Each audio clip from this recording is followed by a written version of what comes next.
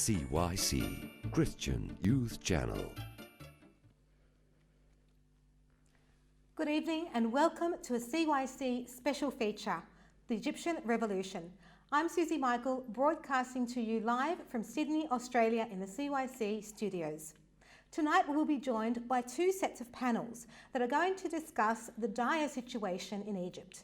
Now we are available tonight for any questions or comments on email and Twitter. The email is cycnews@cycnow.com and our Twitter handle is @CYCnews. Now I'll introduce you our first panel.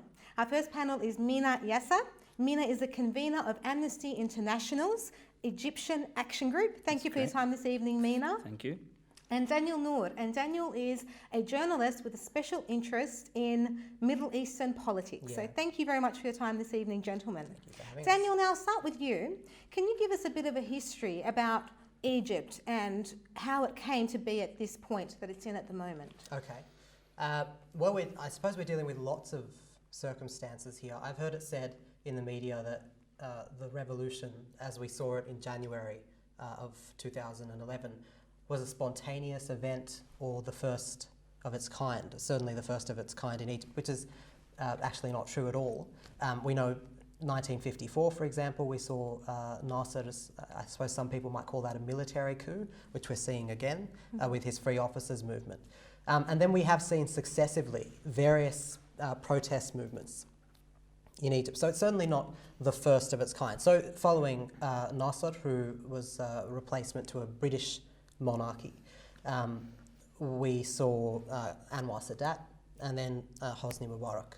Hosni Mubarak, who just stayed there for about 30 years. Yeah. So he didn't really go anywhere. And that was part of the issue, his insistence, his grasping of power, which is ironic considering, when Hosni Mubarak first rose to the presidency, it came as something of a surprise to him and also to his people.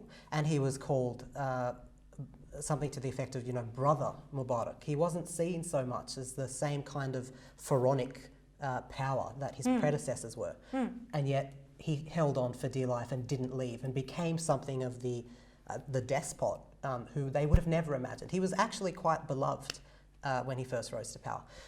And so,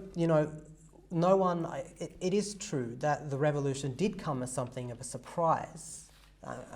Anything like this, I suppose, is surprising. But there were precedents, and it was a long time coming. And now, a year on, indeed 2 years on, we're looking at the succession of Mohamed Morsi, and the very same popular outcry that brought down Mubarak we are seeing with Morsi. Well, some would say it's actually even a continuation. It's the same revolution, just continued on since then. Yes. And what is Amnesty's take on this, Mina? Well, Amnesty International is a global human rights organisation. It's founded 50 odd years ago, specifically to speak for those who have no voice. Speak out for the human rights, issues that are out there in the world.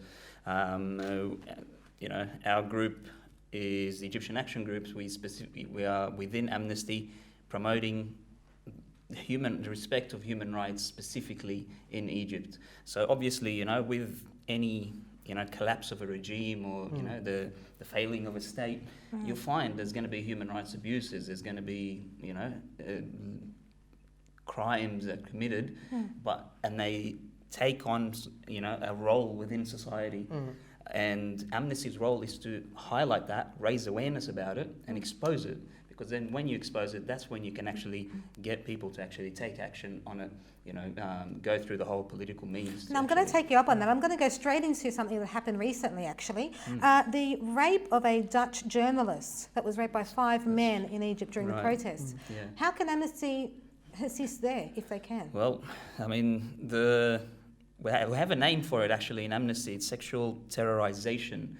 It's actually a quite common phenomena that's happens quite a lot in Egypt. Right. Particularly in Egypt. Particularly in Egypt. It's a social thing. I don't know, you did the Arab studies course. I am the expert. No. In any case, I would be interested to know what, and it's not all NGOs, what their take on these issues were during Mubarak's regime, because it's true, with the protests we've heard of really horrific cases, and often women journalists are the ones being attacked or assaulted. That's right, yep. But that said, I mean, what about the years of all manner of human rights abuses that we saw, 30 years of Mubarak's regime, which, getting back to the significance of Tahrir, there are a number of demands, and I'm sure Amnesty and indeed all NGOs, human rights movements, deal with the need for bread. That is paramount, those basic needs for survival. But that said, also there was a public outcry against the violations of, it's called the Amn al-Dawla, or it's actually the secret police. And there were all manner of human rights abuses and really disturbing footage that I suppose helped ignite some of that public outcry. Yes. So were human rights movements involved in Egypt in the years past? What kind of work was done? I mean, yeah, definitely. I mean, there was definitely a voice for human rights concerns, but given the tight grip on power that the Mubarak regime had at that time on Egypt, it was, that voice was stifled, especially if you compare it to what's happening now.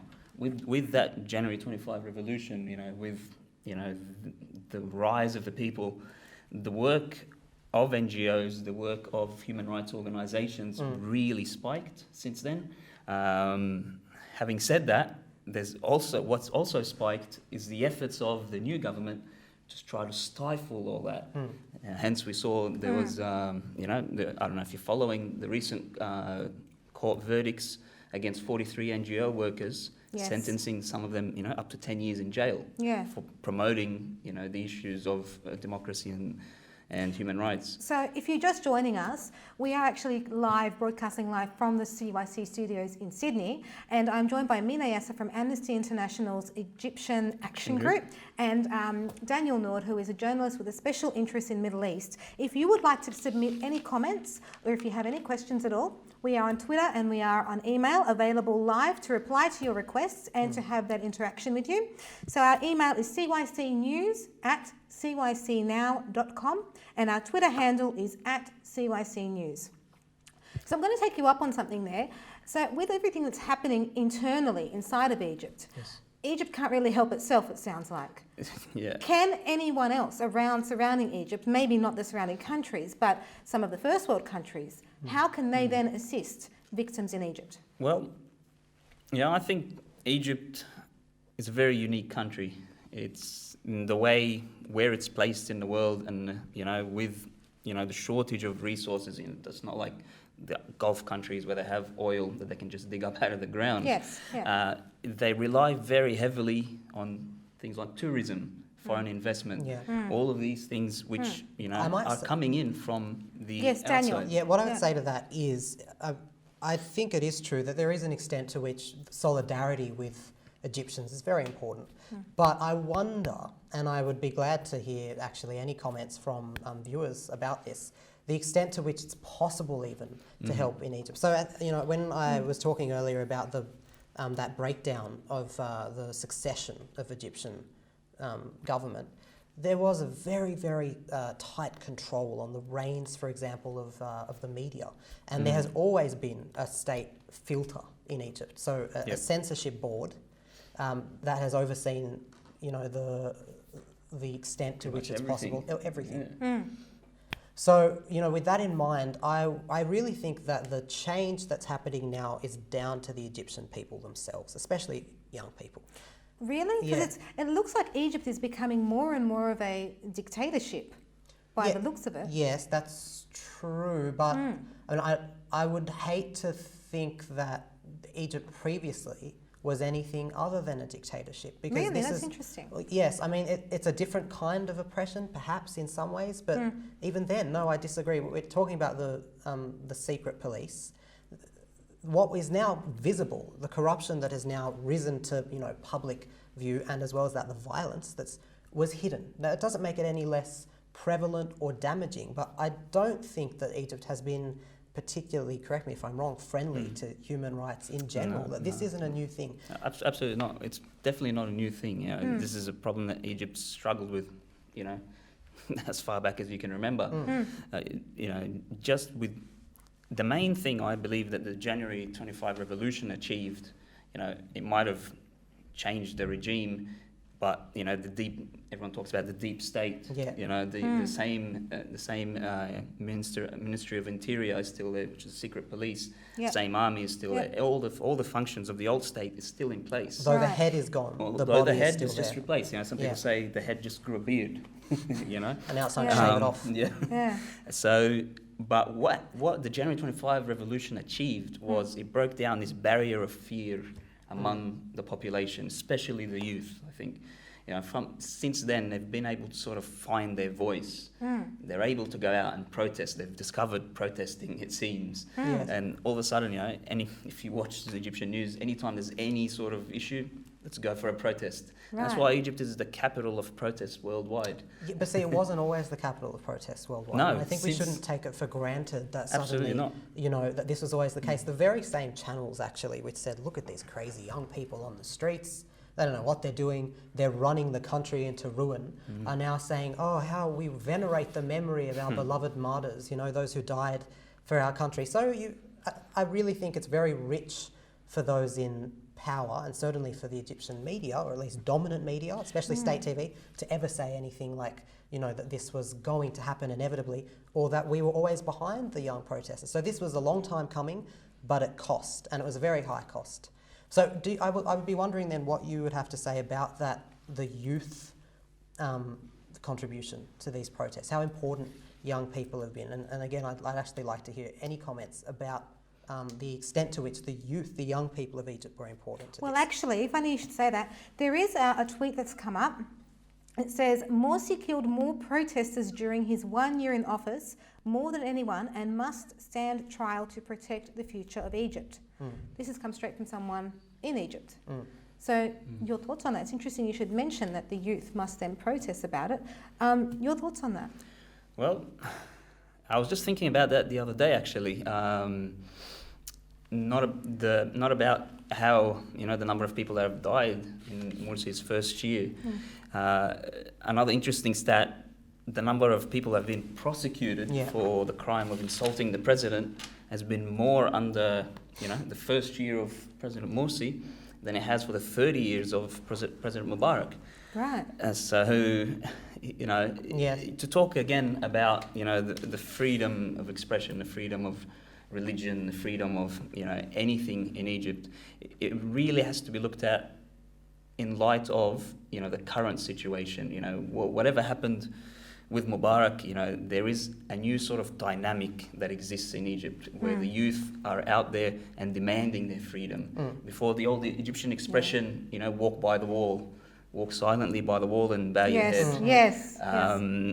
That's been obliterated now. And you do hear, because- I'm sorry to interrupt, but No. you do hear lots from, I suppose, the older generation about how young people have been able to do what we couldn't do. Yeah. And that they raise our heads with pride about what they're able to I'll achieve. tell you a funny tweet. An American journalist in Egypt, he said something very, very observant. He goes, I admire the Egyptian youth who are not afraid to go out and face tear gas and bullets, but they're afraid of telling their mothers that they're going down to the street. Yeah. Right. Wow. Yeah, so that encapsulates, the psyche, this traditional conservative country that's been oppressed for so long, all of a sudden it's found its voice. Yeah. It's still... Now, I'm just going to have to stop you there, but we are going to have a very short break. We have had some questions emailed through to us. Please keep them coming through, and we have had some Twitter feedback. Now, our Twitter handle is @CYC News, and our email is cycnews@cycnow.com. So we'll be back after a few short messages from CYC. Do stay with us. We are joined by Zanur Noor, the journalist with a special interest in Middle Eastern politics, and Mina Yasser, who is the convener of Amnesty International's Egyptian Action Group. Stay with us on CYC. CYC, Christian Youth Channel. Welcome back to the Egyptian Revolution. We are broadcasting to you live from CYC studios in Sydney, Australia. I am Suzy Michael, and we are joined by our two panellists this evening, Mina Yasser from the Amnesty International's Egyptian Action Group, and Daniel Noor, who is a journalist with a special interest in Middle East management. So thank you for your time, gentlemen. Now, we have had a few questions come through, one particularly for you, Mina. I was wondering how youth in Australia can become more active with human rights awareness groups who focus on Egypt, such as Amnesty and the Australian Coptic Movement Association. Great question from a fellow Australian. Mina, your thoughts on that, please? Right. Well, firstly, I think it's imperative that we get involved. I think there's a big role to play by Egyptians, expat Egyptians living abroad. There is a massive amount of work that can be done, given the freedom that we have here, which is not available or may not be available to the full over in Egypt. In terms of how, I think we have to utilize the political system that's already set up here, or in America or in Canada or wherever outside of Egypt. So, you know, the way that it's set up is that you have a member of parliament that represents you and your views. So anything that you need to express or you need to, get or challenge or anything of the sort, you can do that. You have the right to do that. So, this is in a normal functioning society. Exactly. In a democratic, what's going on here society. Now with Egypt? Are we talking about a mismanagement of presidency, or is it years of accumulation and now it's melting point? What's happened here? No, you're talking about the lack of freedom of expression that we're seeing going on, where we might be able to protest even in solidarity. Years that was not the case for them. Again, I think it's important to understand the extent to which this is up to the Egyptians and not up, say, to other parties. We've seen the involvement of America, and many people would say that is actually counterproductive. And they're fickle. Do you remember when, I think it was Donald Rumsfeld, who was asked, or perhaps Hillary Clinton, what do you think of Hosni Mubarak? He said, I wouldn't call him a dictator. So these very same, they will only go with, I think, and this makes sense if I was running a country, which thankfully may never happen. I would probably want to do what was in the best interests of my people. And so I wouldn't say that we should really back our government lines with this, because that might not be in the best interest of the Egyptian people. Of course. No, it's not about backing a certain government. It's about contacting your government to express your views about a certain issue. So, for example, we at the Egyptian Action Group, we're trying to get people to contact their members of parliament, to try to then contact the Egyptian government about specific cases. Too many times we find the discourse on Egypt is very vague. I think that's one of the fundamental problems that we have. Everyone's just talking generics and vagaries. We really have to focus on specific issues and address it, with our member of parliament or through the political process, through the democratic political process that we have. Yeah. We mentioned earlier Tahrir Square. What is the significance of this, if any? It was kind of non-existent a few years ago. Well, it was there, I'm sure it was there. Physically there. It was there. But the relevance it had to any really popular uprising had kind of laid dormant for a while. Although, if I'm not mistaken, it was also Maidan al-Tahrir, Tahrir Square, that was so, fundamental to all the previous uprisings we saw earlier. But in any case, I think what's interesting now is that the square itself has become kind of a tool of power. So that when people lay claim to Tahrir Square and this idea of what is in the best interests of the people, which we've even seen Morsi do himself, especially with all these weird references to legitimacy, that he's always, it's not legitimate, if this would be illegitimate, which is ironic because we didn't have a constitution a year ago. But in any case, that's very interesting, that people barter now with what is true to the spirit of the square itself. And I think, especially, for example, media channels, but Egyptian ones. The other thing is the media itself. So the significance of Bassem Youssef's program, for example, Barnamik, and this idea of citizen content. And it has been called a Twitter revolution. It's also been called a Facebook revolution. We know We Are All Khaled Sayed Facebook page, and I'm sure that human rights groups were involved with those kinds of really obvious, or at least aware of them, violations of rights. So the importance of Twitter and Facebook, social media as it were, to this revolution is definitely a talking point. It was huge a couple of years ago. Just on that, we've had another email come through from Sydney. My issue with the revolution is this: while it has been successful in toppling the Mubarak regime, it has resulted in Morsi taking control. This is, I believe, because the revolution was a short-term goal. The revolution needs to offer the presidency a viable solution and the government a long-term goal to fix Egypt. What is it? What are we asking for? What is the solution? And how can this be put forward through the revolution instead of just another protest that results in the toppling of Morsi? Looking more long-term now. Yeah, I think that's the million-dollar question. Isn't it? Yeah. It's always the criticism of any groups that mobilize, a mass movement, what it is they want. Up until now, and maybe some people even say, even right now, the Tamarud movement that's going on now. Which means rebellion. Rebellion. So it's a negative, it's rejecting something rather than proposing something. Something new. Something, yeah. So what is the solution? Right now, everyone is saying it's not Morsi, it's not the Brotherhood. So what is it? That's the million-dollar question. If someone has the answer to that. Well, Daniel, your thoughts on that? Well, I don't know. Given your experience and previous history of Egypt, what do you think may assist Egypt at the moment, even if it's not going to answer the million-dollar question? Just some sort of input. It's a season of transition, and that's very important to keep in mind. And I've heard it said by a comedian, as a matter of fact, so you can take that to the bank. But he did say something like, no one, when they abolished slavery in America, no one thought that, it's a shame we got rid of slavery. It's a difficult, it was a terrible thing that people were suffering from. And once it was gone, even though certainly no one was considered equal, with their peer, which is what we're seeing in Egypt. Now there's still inequality. It was still important and it was still significant in its own right. Now, sorry to cut you off there, Daniel, but I do believe we are going to go and have a look at what's happening in Egypt at the moment. I think we may have some footage at some things that are happening at Tahrir Square, and yes, you can see it on the screen there now. Look at the masses of people there that are protesting. The flags are being waved and it's quite massive. We're nearing the hour of... 0 hours. Yes, we are. So the cut-off is in a couple of hours, is it? Yes, we're looking at a couple of hours, I think. Right. So that would be 1 a.m. our time. And Morsi has not backed up. He has not backed down, has he? Well, he's given what some people would call a very insightful speech. And once again, no serious concessions on his part.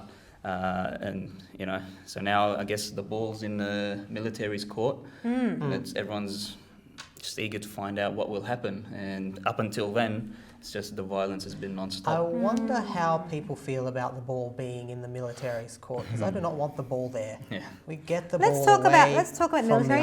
If you are just joining us, this is coming to you live from CYC studios in Sydney, Australia. I am joined by Mina Yasser, who is the convener of the Amnesty International Egyptian Action Group. Yes, and Daniel Noor, a journalist with a special interest in Middle Eastern politics.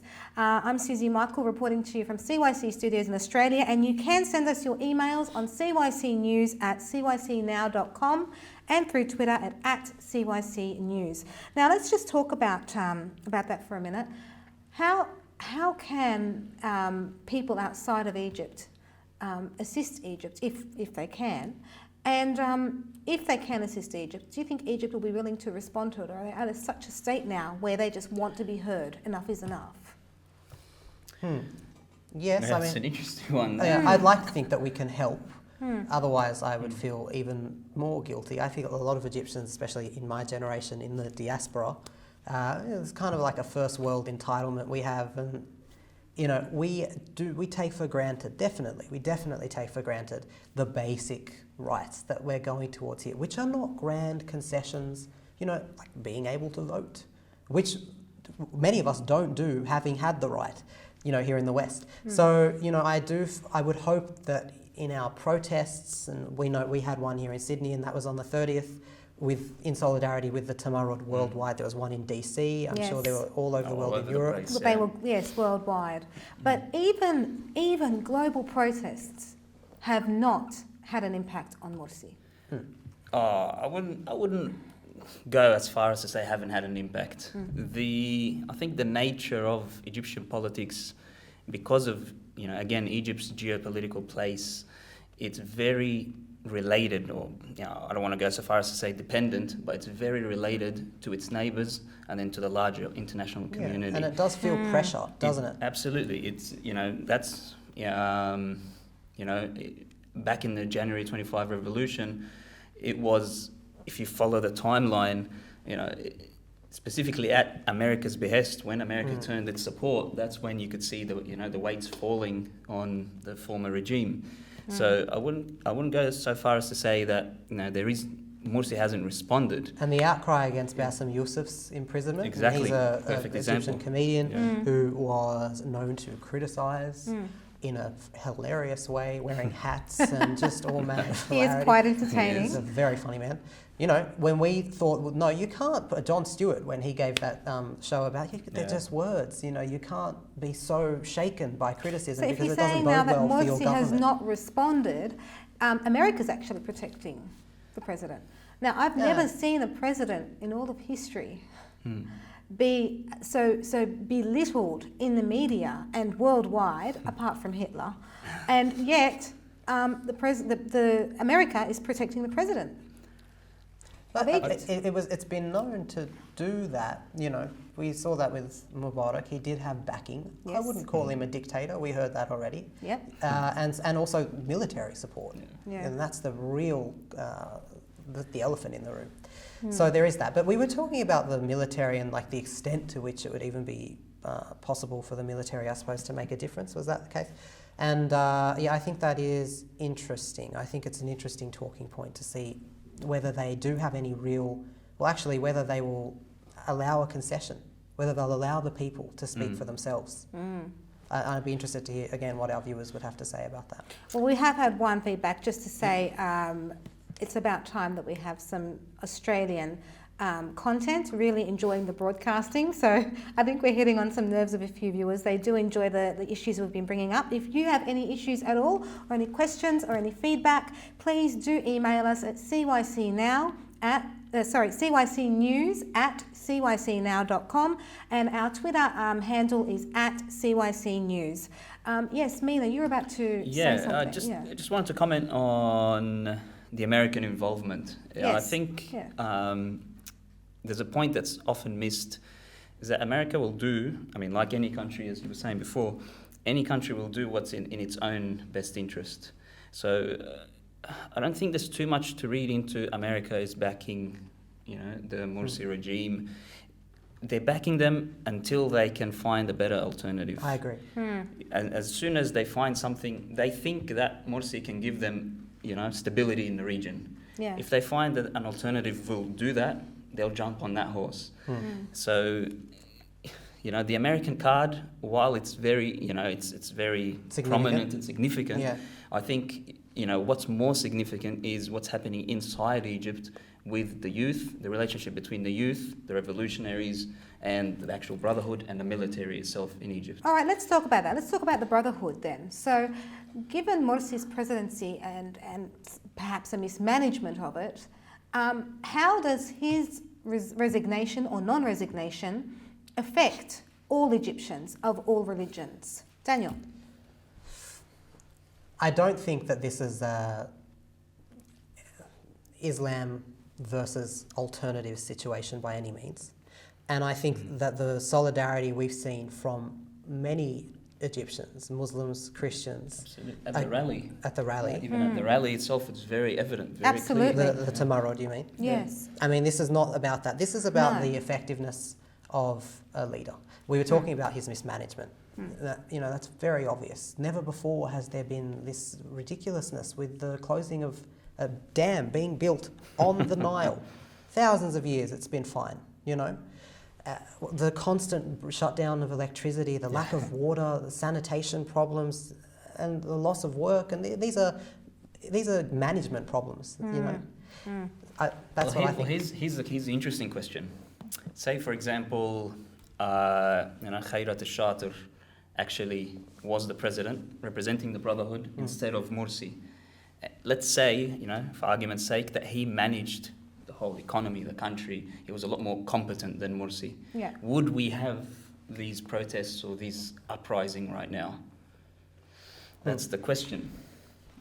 So if you can't stop people protesting, you can't stop people voicing their opinion. And I think Egypt has actually grown stronger as a nation by having, I know it sounds ridiculous to say, by having Morsi as president, because it has really pushed them and made them unite and made them stand together. Yes, it has. Galvanised the nation. Absolutely. And we know about the party of the couch, the so-called party of the couch, which is a phrase used to refer to the millions of Egyptians who, for years of bad government, possibly because of fear, were silent, passive, and maybe didn't even vote.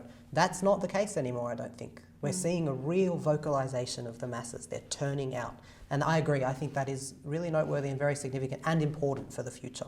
Absolutely. So anything else that Amnesty International can offer, particularly the Egyptian Action Group, to assist so that we don't have actions of rape and killings and violence like this again? Well, I mean, as I was saying earlier, what we are trying to do is, I don't know if it's a word even, impassion. We want to impassion people. Can be a word. We'll make it a word, why not? Just go with it. We want to impassion people to actually do something. For far too long, the Egyptian community in the diaspora outside of Egypt especially, we'd watch what's happening in Egypt and we'd wish them well, we'd want to help, but we don't actually do anything. We haven't been, sort of geared up to actually participate in the political process. Exactly, So what we are trying to do is try to impassion people to do that. So, for example, we've set up, our website, and that'll allow you to send a letter to your member of parliament anywhere in the world. So wherever you are in the world, you just, you put in Parliament or Congress or in some whatever. cases. Yeah, you just put in your address and you write your message. That'll straight away, we've set it up so it goes automatically to your member of parliament and your elected, leader, the president or the prime minister.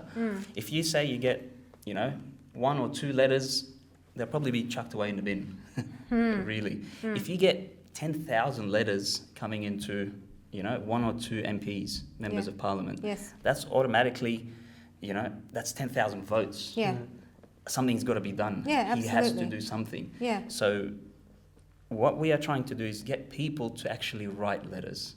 If you want to, put it in a nutshell, we want to get people motivated to actually do something. Because this then raises global awareness and Egypt is then awakened to see that people are actually paying attention to them. People are awakened. People are caring for them. Absolutely. Daniel, you had something to add too. Well, can we just talk about President Morsi for a second? Because he is a hilarious man with his various hats in Pakistani universities, big hats, also picking his nose in front of Angela Merkel, which is a good look. That's a good look for president. I think that would be a talking point. Send in your Morsi thoughts because that's hilarious to me. And no we'll accept it. amount of public outcry is going to stop him being any less embarrassing because he is embarrassing. He's an embarrassing man. He's done some things that were regrettable in the public eye. Absolutely. Now, I've just had another email come through. Great discussion. She says, are the Christian protesters wasting their time? Unfortunately, even if a moderate president was elected, Christian persecution is so deep-rooted, would it make any difference to the Christians of Egypt? So she's obviously asking only about Christians here. Your thoughts on that, particularly Daniel? Christians, Muslims, one hand, I think is the slogan of the revolution, or has been one of many. But that's not to say that there aren't endemic problems going on. We're not naive. We know about the persecution. We know about, the Alexandria attack last year and all of the things since then. Al-Khusus rather. Earlier this year, we know about the killing of people after a funeral, for their dead. So by thugs, extremist thugs. I don't know that it can ever be said that it is a waste of time to try and support This is their country, and the church has been said has laid dormant for a long time in Italy. They haven't really involved themselves politically. Now we're seeing with a new pope a kind of a new visibility, and I think that's a good thing. And we have always been persecuted, that's true, but needless to say, it's our Egypt as well.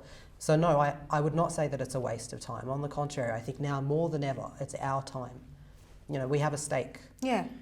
Fantastic. If I Mina, may, very quickly before we go to an ad break. I think there's two fundamental problems, especially with regards to the Copts in Egypt. There are two things at play.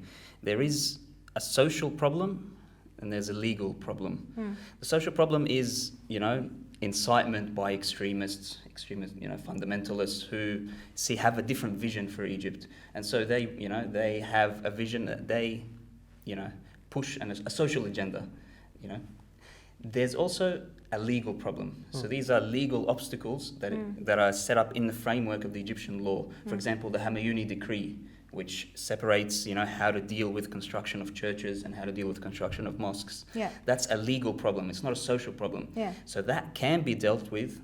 And we did see a crackdown on church building with Morsi's regime, didn't we? It's much more difficult. Yeah, and it's become 10 times more difficult. Yeah. But that is a legal problem that can be solved by a moderate government. It won't solve, the social issue. That requires education, outreach, social means to tackle the social problems. But there's legal problems that can be tackled by a democratically elected, a moderate government. Right. So So where do we define the line with moderate is the next question.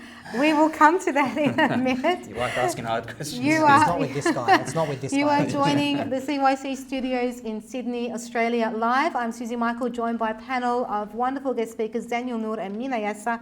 Please email us your thoughts, cycnews@cycnow.com, or you can leave your comments and follow us on Twitter @CYC News. We will join you and you will join us after these short messages on CYC. Thank you. CYC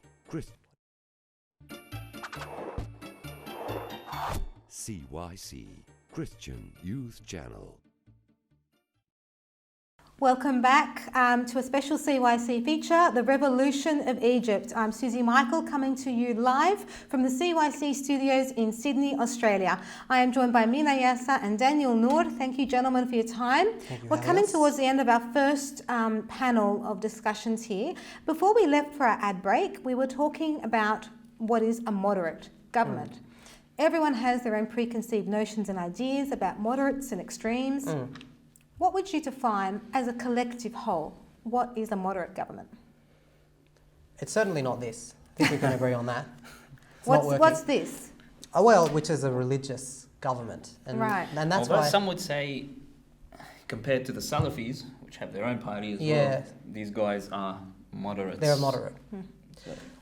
But see, yes, I mean, it's a difficult thing to transfer what is essentially a foreign notion to an Arab and an Islamic country. But that said, I think what we're talking about isn't various degrees of Islam or various degrees of Christianity. We're talking about a separation of church and state, two separate entities that don't cross over. And that's even in here, in Western countries, it's not completely possible, but there is some extent to which one is not used as kind of a source of pressure on the other. I think that's what we're talking about. Secular democracy. That would be the ideal. I just don't know how that's going to happen. Secular democracy. What were your thoughts around that? I could see your mind working around it and coming to that conclusion. What were your patterns and thoughts, given, of course, history, and I know that you have a special interest in this subject. Yes. How did you come to that? How did I come to this idea of a secular democracy being the thing that we're working toward? Yeah. Well, I mean, are there any other Arab states where it seems to be working? We know about Turkey, for example, is an Arab state where this notion of secular democracy is effective. Now, that's not to say that there isn't, political Islam in the country. The Brotherhood is in Turkey, for that matter. That's right. But there is a real curtailing of the intrusion of religion on the state. Turkey was a more Islamic country in a more conspicuously religious way before, I believe, it was Ataturk who really secularized the country. It's possible. It could go the other way, of Iran, where we've seen kind of, I suppose many would say, a hijacking of a revolution by a leader who wasn't even in the country. They flew Ayatollah Khomeini in, I believe, from France. France, yeah. Now, that's not to say that it is an evil and terrible nation, as some spokespeople on certain news channels, Fox News not to be mentioned, that might say. Yeah. No, but in any case, it's true that it's a very different thing to Turkey. It's a very different thing to what I would see as the ideal, which is a real separation of church and state and no intrusion of one on the other. Mina. I think the fundamental sort of, I don't know if you, institution that's required for a secular democracy, you know, even a functioning democracy, a functioning state, is the constitution. You need a viable constitution that's going to be able to withstand, you know, any sort of, you know, uprising or, like, you know, like some people say, for example, the chaos that Egypt is in now is because there is no viable means to actually impeach the president at the moment with this constitution. There's no legal way that you can impeach the president. They wanted to extend his powers, actually, last year. Exactly. So if you have a constitution that's able to cater for that, you know, there is an impeachment that can, an impeachment process that can remove the president, well, then you avoid all the turmoil. But, you know, going back, that's because the Brotherhood have chosen to go down this path of consolidating power in themselves. So they've effectively put in a without puppet consultation. They've put in, exactly, so they've put in a puppet constitution without consultation with anyone, and now they're reaping the rewards. Now people are trying to get rid of the president, and there's no legal means to get rid of him. Yes. So what else can you do other than go down on the street? And now it looks like the military will come in with a coup. I think it is probably a unique situation we're seeing in Egypt, because you said that there's a lack of consultation, and then the people now need to resort to their own means to make their voices heard. But I don't know if the process of consultation, it's not an easy way to change a country, is it? Sorry to interrupt you there, fellas, but I have just got some messages here. We have got some footage that we're going to be crossing over to now. Not quite sure what the footage is about, but we are going to cross over. Oh, right. There it is there on the screen. So you can see the masses of people on the streets of Egypt. Are we looking at Madame de Tahrir now? I think that might be. We're on the Nile, though, so probably not. Yeah, you can see that there is a huge uprising there. There is quite a scene that is being created in the middle of Egypt. As though the traffic wasn't difficult enough to work through all of this. Well, yes, absolutely no traffic there whatsoever. It's a swarm of people that have just lined the streets of Egypt. Looks like Sight to behold, hundreds upon thousands of people. And yes, as we mentioned earlier, the countdown is on. The deadline for Morsi to resign is, I think, within the next hour or so. So his 48 hours is coming up. Yes, his 48 hours is coming up to an end. You were talking about Egyptian standard timing before, Suzy. Yeah. What do you think? No, I don't think we're going to allow him any extra time on this. As you can clearly see, oh, look at that, hundreds upon thousands of people that have just lined the streets. I think we're looking at the Medan now. Banners and all, flags being waved. I'm sure they are I really think we're talking screaming. millions. Right. I think it actually looks like Federation Square. It's a sea of flags as well. Yes. So I wonder if these protesters will be able to witness the, I don't know, is it going to be some kind of announcement, a live television announcement? Well, we will stay tuned on CYC to find out what happens there. Do keep emailing or twittering us. Email is cycnews@cycnow.com and our Twitter handle is @CYCnews. I think we're going to wrap it up now, guys, unless you have anything extra important we need to add. There's endless. We things have to- spoken, yes, Yeah. it could go on Yeah. forever, I know. We have the next panel of people that are waiting for us to speak to them. We're going to delve more into politics, economic crisis, oil, all that sort of thing. But thank you very, very much for your time. We have been speaking with Daniel Noor, journalist with a special interest in Middle Eastern studies, and Mina Yassa, convener of the Amnesty International Egyptian Action Group. If you have any questions or comments, do send us an email or follow us on Twitter at CYC News, and the email is cycnews@cycnow.com. I'm Suzy Michael, broadcasting to you live from the CYC studios in Sydney, Australia. Stay tuned for our next panel coming up. CYC, Christian Youth Channel. Good evening and welcome back to the Egyptian Revolution, coming to you live from the CYC studios in Sydney, Australia. I'm Suzy Michael, and this evening we have the second of our panels for this evening. I'm joined by Mary Nicola, and she is a teacher and representative of the Youth of Australia. And I'm also joined by Mr. Medhad Ataya, who is the Australian Coptic Movement Association Director. Thank you both for your time this evening. You're welcome. We were discussing a question that we had earlier, and that was about, are Christians wasting their time protesting? Unfortunately, even if a moderate president was elected, Christian persecution is so deep-rooted, would it really make any difference to Egypt at all?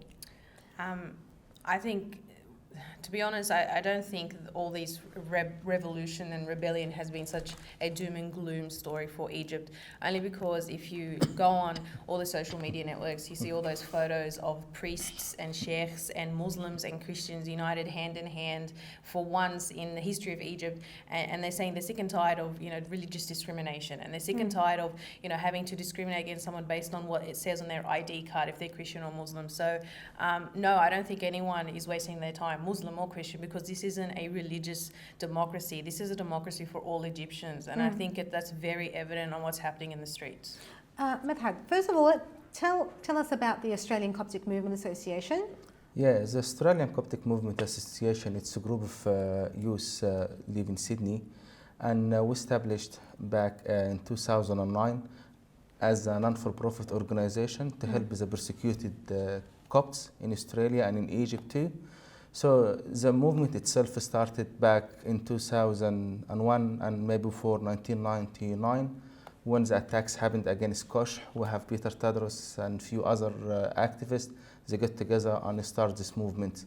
Our aims and our objective to help the persecuted Copts in Egypt and persecuted Christian worldwide, but now part of our movement help all the Egyptians because they're suffering hard time now and they really need help from us.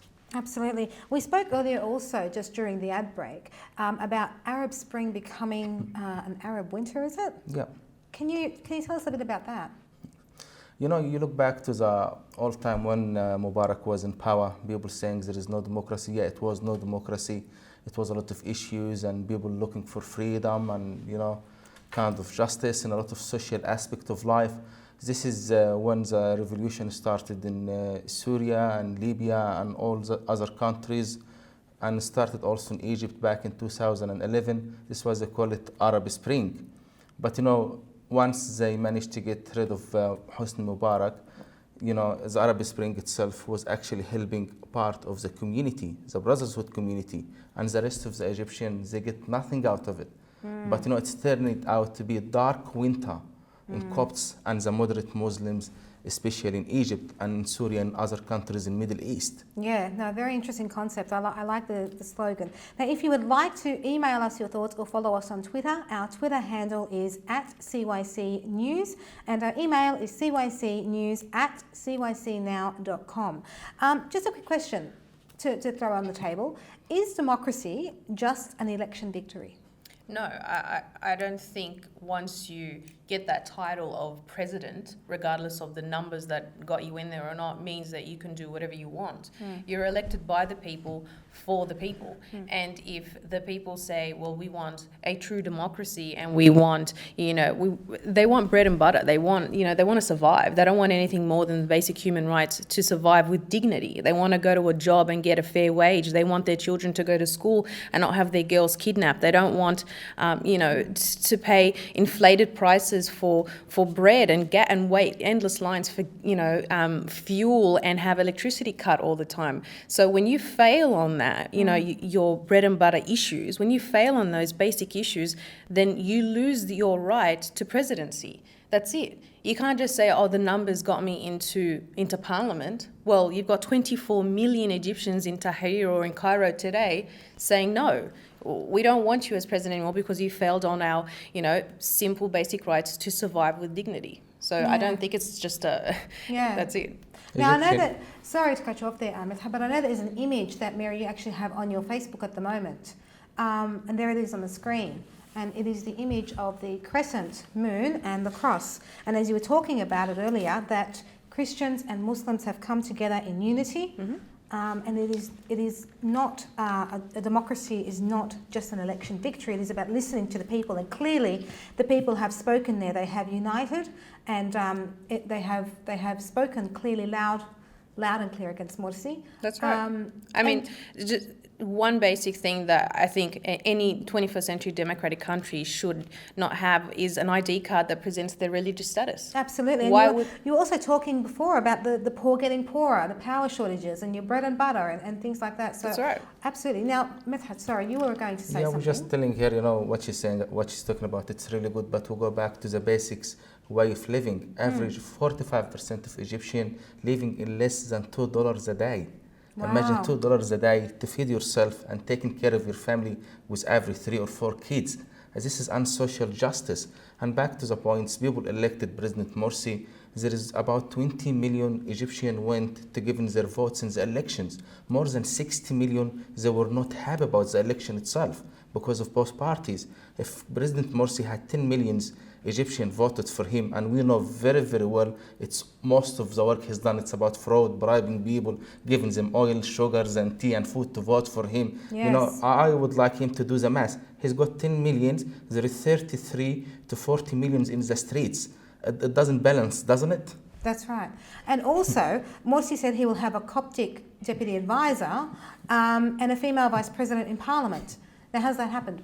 Well, it hasn't. That's the simple truth, that he's promised one thing. He said, I'll be the president of all Egyptians, Christians, Muslims and women. And that was a big agenda, a promise on his behalf. And a year later, that hasn't happened. So I believe that... So what did he actually do in his 1 year?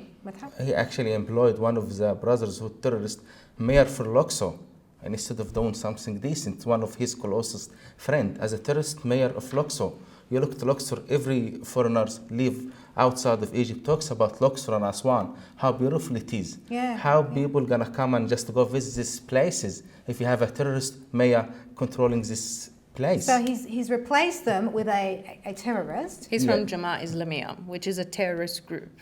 So he's put a Jamaat Islamiyah governor in one of the hotspots of tourism, which is Luxor. How has that affected tourism? It doesn't exist. Tourism doesn't exist in Egypt now. So now, having said that, what kind of economy can Egypt face if they continue in this trend? It's going down the drain. I was in Egypt 3 months ago, and I've actually had chat with a lot of people in different kind of levels. I went actually spoke to the taxi driver, car driver, whatever it is. Everyone actually complaining. Everyone can't actually manage to make living, to feed his kids. I was actually in the pyramids. I haven't seen any foreigners there. I was actually talking to the people. I know a guy, he said, I have 2 horses and I sold them because I can't afford feeding them. I rather feed my family. It's reached this stage. From all the way in Cairo to Aswan, people can't, survive. The way the country been run, no one actually can get normal kind of basics food or basics way of living. This is under his government, under his regime. And in his 1 hour speech, he kept repeating, he is there because of the will of the people. Yeah, sure. However, the will of the people is on the streets right now saying, you haven't done what we want, get out. That's it. So what about things like security, justice, fair trials? What happens to all of those things that we take for granted in our own country? It's a joke. It's a joke. He actually failed to protect our border. You look, a lot of actually refugees came in Sinai through tunnels underground, and a lot of actually Egyptian soldiers got killed in the border by Hamas terrorists, and he's the one actually supporting them. He failed to protect Egypt. He failed to protect his own people. A lot of people get killed in Port Said a few months ago after the soccer match. So where is he?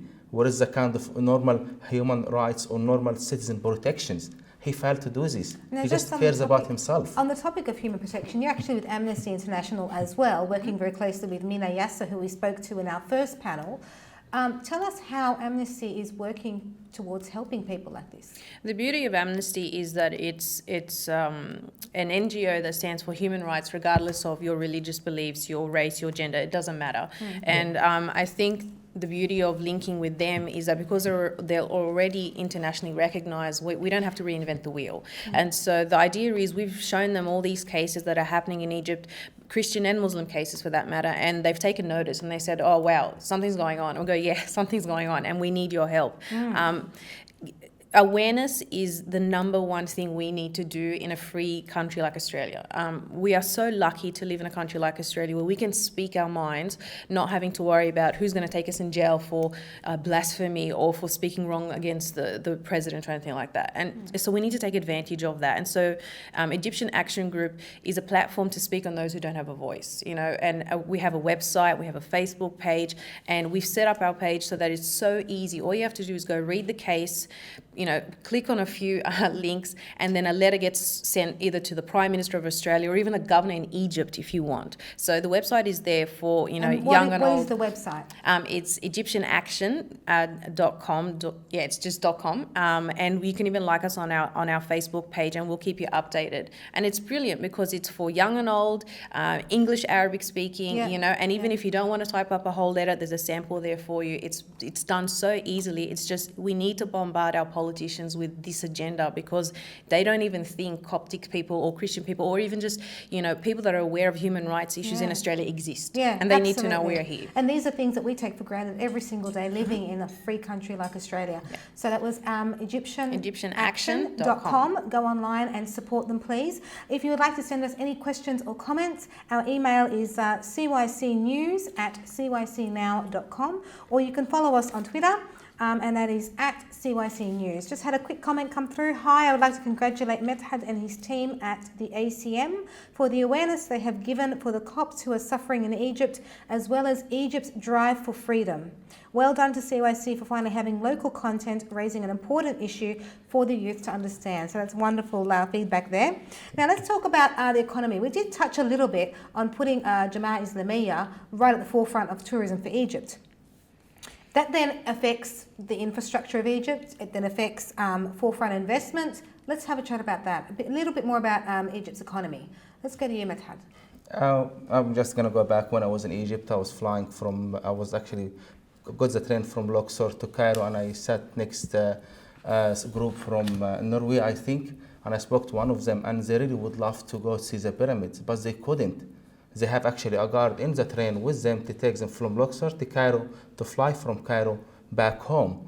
So, you know, you get a lot of people would like to go and visit Tahrir museums, pyramids, all this kind of great areas, and they can actually help a lot of small businesses running and making living out of this. And they couldn't because of the situation of Egypt, because it's been banned by Brotherhood, you know. I think every woman in Egypt, she's not going to wear hijab, she's going to wear niqab and khumar. You know, and what are they? Are they the full covering? Full covering. This is what they're looking for. They won't turn Egypt to another Somalia or Iran. You know, and it's not going anywhere. You look to a lot of refugees come from Somalia because they can't handle the way of living in Somal. What do you think of that, Mary?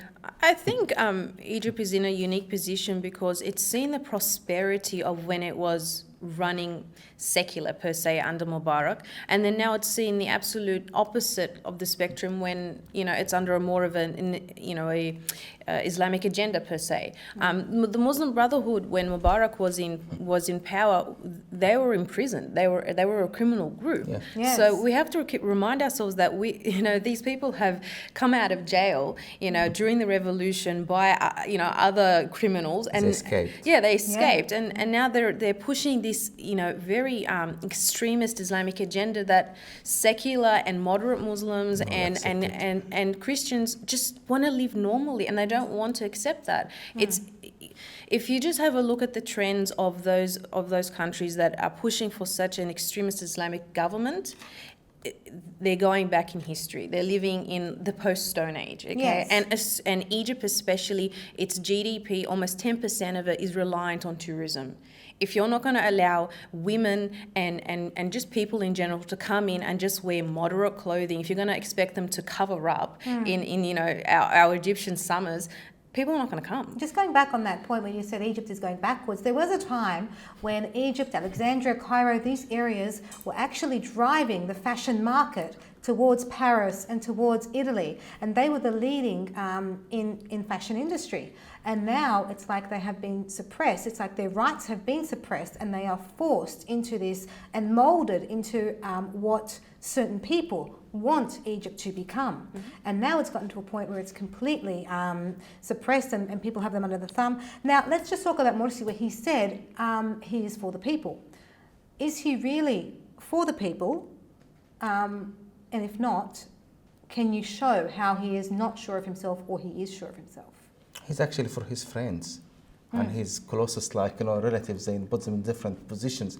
I've actually laughed when I seen him giving this speech behind the wheat crops and stuff. And I remember the 2,000-3,000 years ago when Joseph was the treasurer of Egypt. Egypt used to feed the whole world. Yeah. They used to come and buy wheat from Egypt. Now people in Egypt are starving for death.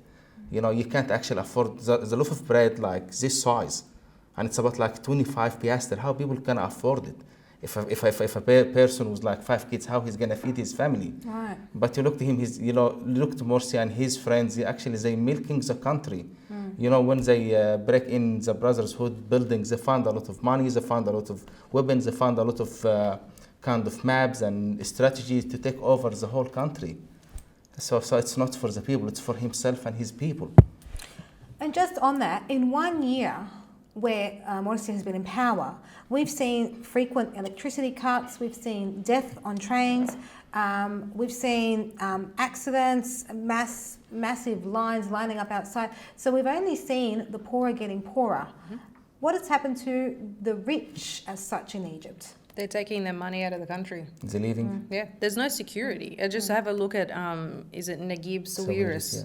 Yeah. He left for a while, seeking to see the opportunities outside, because there's no security, there's no stability, there's no safety for his money in the country. When you have people like him, one of the richest people in Egypt, take out his infrastructure and his interests and his money out, everyone else will follow. It will crumble. It will crumble. Go ahead, She's talking about Christian Egyptian citizen. Yeah. I was in America a couple of months ago. Before I went to Egypt, I was in my hotel having breakfast, and I bumped into 2 Muslim men. One of them actually ran very successful business in Egypt, not mentioning. He actually went to America because he want to shift his business to America from Egypt. I told him, you're Muslim, you can't handle it. He said, listen, it's not going to help anyone in Egypt, so I'm trying to shift my assets. Wow. From Islamic point of him. Right. You know what I mean? So it's not only just Christian businessmen. Everyone is leaving. When I was in Egypt, I've met a lot of people who want to get out of Egypt. They will say they're rich. Imagine these big businesses leaving. Who's going to hire the small, poor people to work? Yeah. If you're just joining us, we are broadcasting to you live from the CYC studios in Sydney. I'm joined by Mary Nicola and Medhat Ataya. Mary is actually part of Amnesty International. She's a teacher and also a spokesperson for the youth. And Mr. Medhat is the director of the Australian Coptic Movement Association here in Sydney, and they've given up their time to discuss these matters on the panel. If you have any questions or would like some comments or would like to leave us some feedback, please do. Our email is cycnews@cycnow.com, and our Twitter handle is @cycnews. So just going back to Egyptians are a proud people. We know this. We are very proud people. We are accustomed to being well-spoken, being strong, being presented well. How has this damaged the Egyptians' personality, the Egyptians' outlook in life? How has having something like this happen in their government affected personally the lives of these Egyptians? Medhat. People losing hope in leaders. When you go to Egypt, you talk to a lot of younger youth. They can't see behind the scenes. They can't see any future. They're saying it's closed, it's finished, it's dark. You know, they have no future. A lot of people actually complaining because how the government runs the country. So when when one of them going out and protest, if he's gonna get shot in Tahrir Square, his life is finished. So he doesn't care anymore. It doesn't matter if I have no life. You see this kind of depression, those kind of youth have. I'm not talking about everyone. I'm talking about the poor majority of people live in Egypt. It's from my experience with them. Yeah, and if you look up on the screen now, you can see they were protesting. There's thousands, hundreds and thousands upon people there. Millions. They've just millions. Millions. Probably millions. It's yes. not that have thousands, lined it's the street. millions. Wow. Over than 33 millions. They actually counted by square. Oh, really? So what we can see there is actually millions of people because per square we Yeah. are looking at Look the into it. mass multitude Every there. bridge going in and out of Giza and Tahrir is the same, it's full. That's incredible. Well, actually, BBC reported a few days ago that Egyptians have made history as being the largest protest in the history of mankind. Yeah. So we've made a remarkable statement in history and textbooks to come. Not sure if that's quite a good thing or not. Well, it's a proud thing. It just demonstrates to Absolutely. you we're a proud nation, and Yes. we've reached boiling point. Yeah. You can only push someone, to the nth degree before they burst. And I think just Egyptians, regardless of whether you're a Muslim or Christian, they've just had enough. They just want to raise their kids, give them a good education, let them have a job, get married, and have a good life. Is that too much to ask? It's something we do all the time in Australia, and it's just something they are entitled to as well, regardless of their religion, regardless of the government. And unfortunately, the government has failed them. That's it. And it's just the bare necessities that you need of life, which is just Struggle for education, food, survive. shelter. Absolutely. It's a struggle for survive. This is It what is. they're doing now. Yeah. They're struggling for survive. And I think something that we haven't touched on that I really want to bring on, if you don't mind, is American foreign policy to do with all of this. Yeah. The Obama administration, in my opinion, has had an abominable record when it's come to sticking their nose into Middle Eastern affairs. If you have a look at what's happened in Tunisia, in the Yemen, in Syria in particular, and now Egypt, I think America just needs to leave the Middle East on their own and let them solve it. Back in Iraq, what's happened in Iraq, I've met with few actually people in Australia. They went to Iraq and they helped the Iraqi police to start a police in Iraq. And everyone says we were much, much better in Saddam Hussein time than now. Before American gets in Iraq, more than 1.2 or 3 million Christian. How many millions left in Iraq now? 250,000. Where is this Christian gone? Plus moderate Muslim too. They suffering. So what they saying, democracy, Arab Spring, I'm sorry, they mobilize it in the way they want it. They want to cause fracture and issue in the country to be still in control. This is what the Obama administration doing. So let's then talk about that for a minute. So we mentioned Hosni Mubarak. What about other people like Anwar Sadat and other previous leaders? How has this president been any different from the previous leaders that Egypt has had? Look, I haven't been alive long enough to see all of them, but the one thing I kept hearing from my parents and relatives is that these were professional presidents. They spoke eloquently. They didn't speak off the cuff, and just say what's on their mind. They didn't have pictures of them walking to their car without shoes, which is apparently a picture that was taken of Morsi recently walking into his car without wearing shoes. We're talking about professional human beings running a country, not a criminalized group that escaped during the revolution. Yeah, absolutely. I've seen a documentary about Abdel Nasser. When they had the war with Israel, he actually tried to step out. And people went to protest, please go back, don't leave us, want you in power. All right, he did a mistake going on war with Israel, so he said, it's my mistake, I'm leaving. They actually pushed him back. You see the difference? Yeah. A classic example, actually, of Morsi's recent stuff up is the International Monetary Fund. The IMF said that they'll give Egypt a loan if it puts a whole bunch of taxes on, all these commodities. And so Morsi, in his rush to save the country, said, yeah, we'll tax this and we'll tax that and all this. But then a few, when the population was in uproar about it, he tweeted or he put a status on his Facebook page. Oh, okay, we won't do that anymore. A president doesn't take rash decisions like that. A president, analyzes and looks at the numbers and fixes the country and makes decisions what's best for the country, not oh, okay, sorry, no, we're not going to do that, and puts it on his Facebook page. He's the president of Egypt. You need to run your country, not update your status. And just on that point, if you'd like to visit our Facebook page, it is CYC now. We also have a Twitter handle, and that is at CYC News. And if you'd like to send us also some emails, keep them coming through. We have been getting lots of comments and feedback. It is cycnews@cycnow.com. I'm Suzy Michael. Please join us after the break, brought to you live at the CYC studios in Sydney, Australia. Stay tuned. CYC, Christian Youth Channel. Welcome back to a special feature on CYC this evening, the Egyptian Revolution. I'm Suzy Michael, broadcasting to you live from the CYC studios in Sydney, Australia.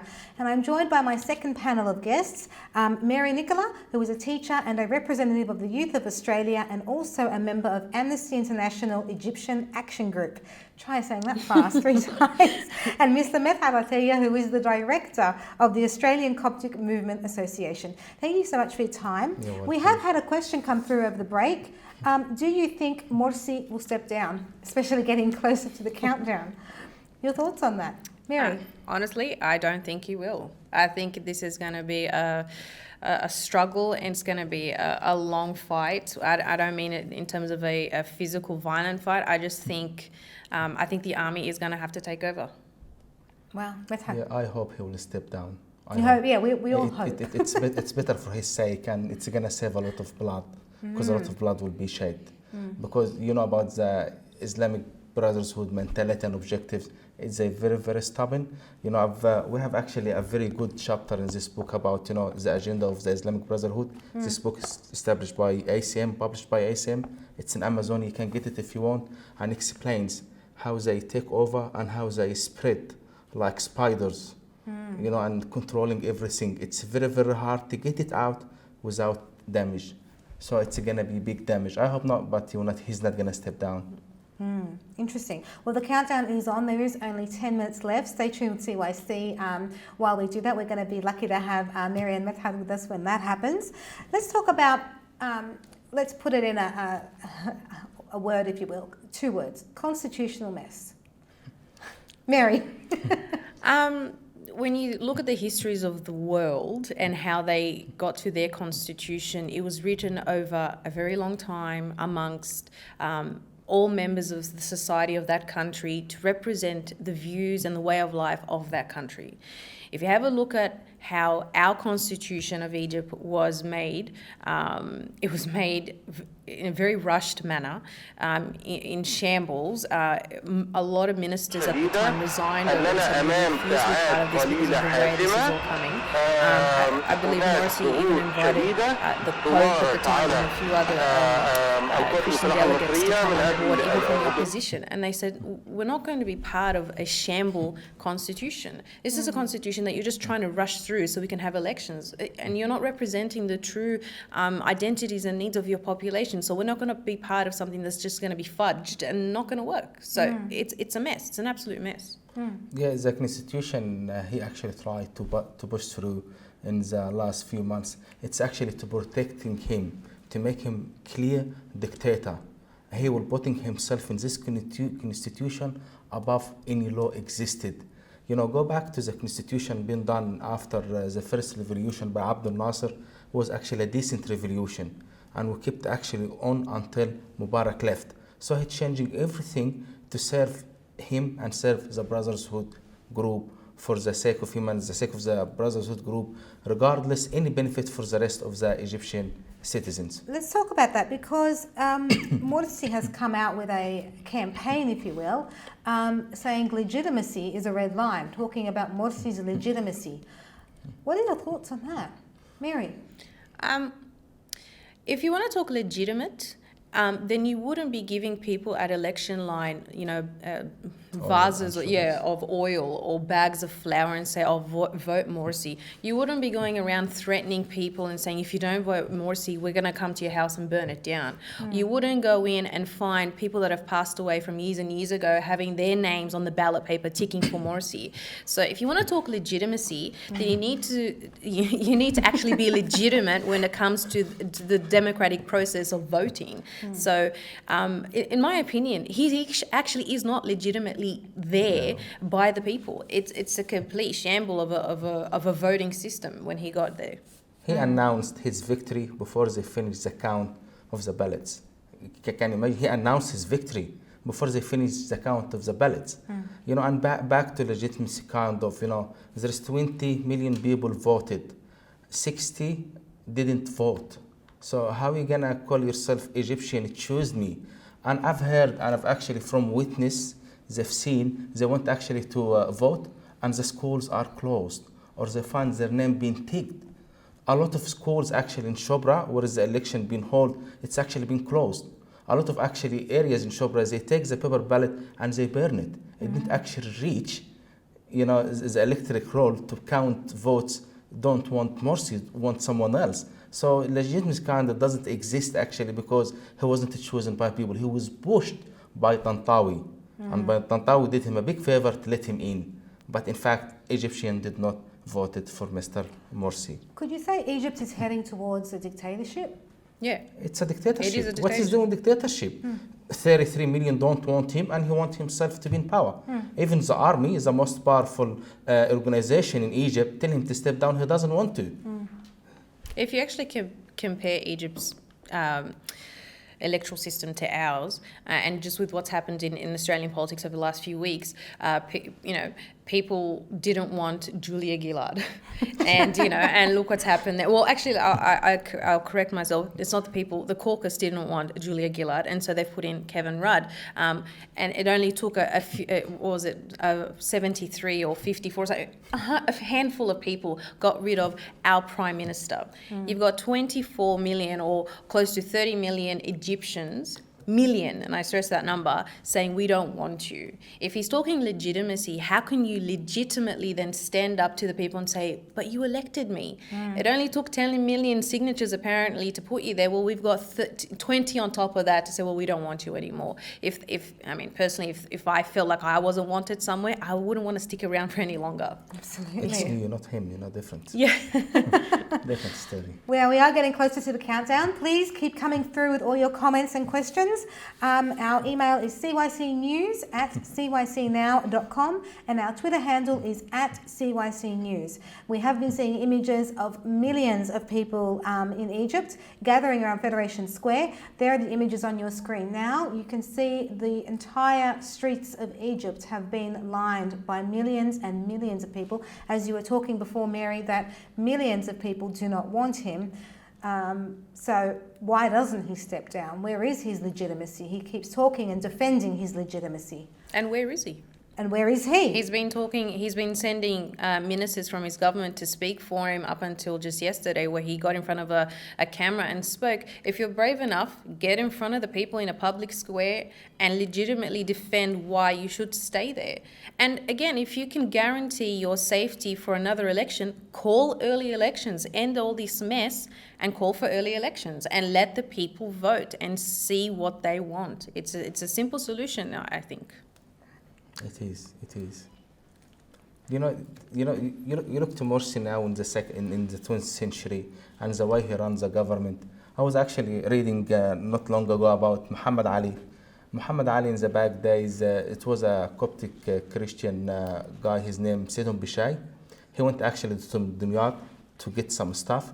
In his way out of Dimyat, some people accused him with insulting the Islam religion. So what's happened, they arrested him, they had a false accusation against him, and they killed him and burned him alive. So what's happened, his actually family went and complained to Muhammad Ali. Muhammad Ali reinvestigated the case and got the governor, and he charged the governor for false accusation against Sidon Bishai.